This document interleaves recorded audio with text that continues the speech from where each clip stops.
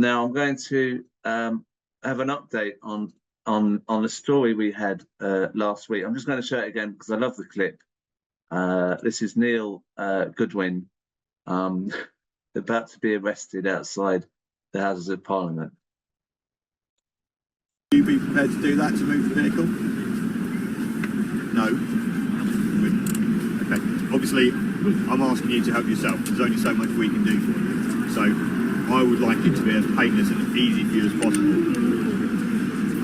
Sorry. Do afraid. Have you got it? Where? Right. So there's nobody here with you that's got the Zoom frame that you can use. No. So how did you get here today?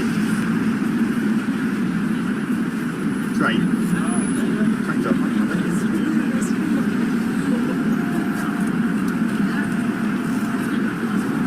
Okay, well, stand by.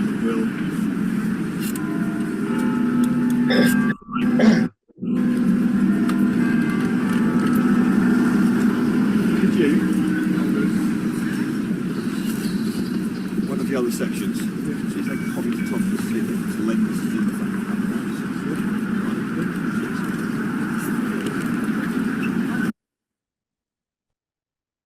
Hi Neil, how are you doing? Hello there. I'm fine, thanks.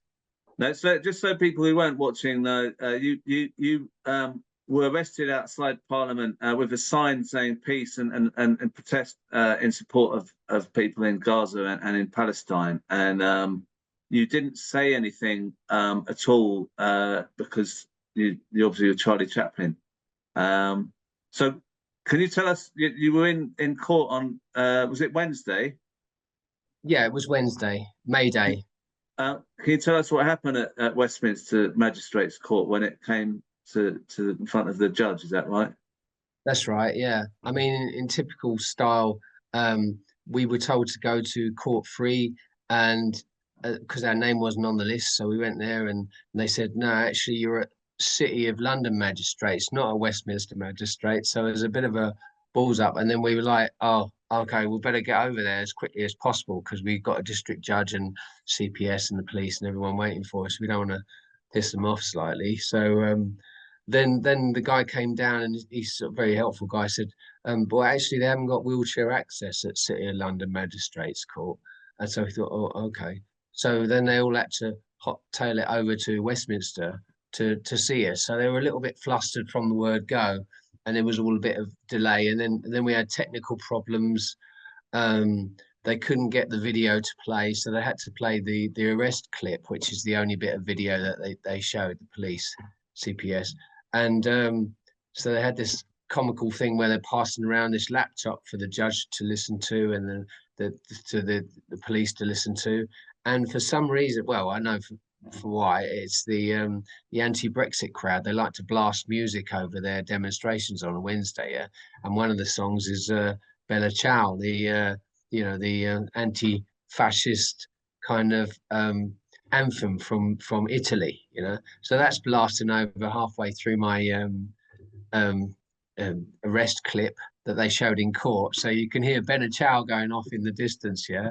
While I'm sitting there and I'm like getting processed, and of course they had to play it twice because then they got to play it to the judge the second time, and then that's kind of kicking off, and it's like the courtrooms. It's kind of a weird juxtaposition, but being May Day, I thought it was quite appropriate, you know. So what happened? Did you get? You don't look like you've been put into any trouble. You look like you're quite cool about this. What happened in the end?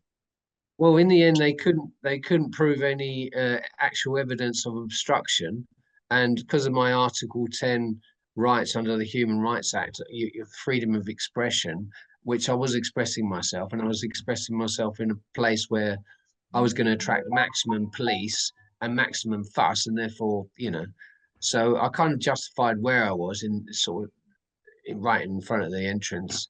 But they couldn't prove whether I blocked any vehicles. They couldn't prove whether the gate had opened. So it was kind of like the judge said, well, you know, there's no proof of any wrongdoing here. You just basically didn't, you know, didn't move when a policeman asked you to.